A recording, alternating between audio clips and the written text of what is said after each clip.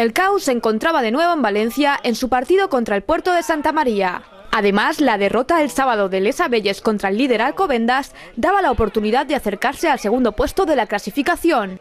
El Puerto de Santa María, sin embargo, está en la parte cómoda de la tabla y alejado de los puestos de descenso.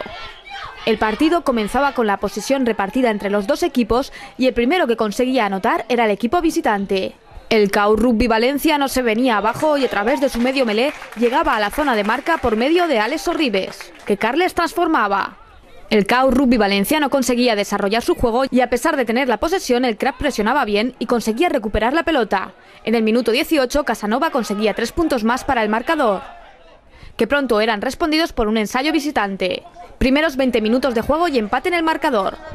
El juego se siguió desarrollando en los dos campos con oportunidades para los dos equipos y de nuevo cayó la balanza para el CAU Rugby Valencia.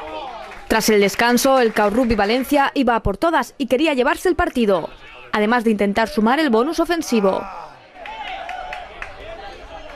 El CAU siguió anotando. El primer objetivo estaba conseguido y los 4 puntos se quedaban en casa, dejando un 26-13 definitivo en el marcador. Creo que ha sido una jornada buena, no muy buena porque no hemos ganado los 5 puntos, pero hemos peleado y seguimos para llegar al segundo puesto. Ellos han peleado mucho, nosotros pues no hemos podido jugar nuestro mejor juego, pero hemos ganado, que es lo más importante, que los 4 puntos que se quedan en casa.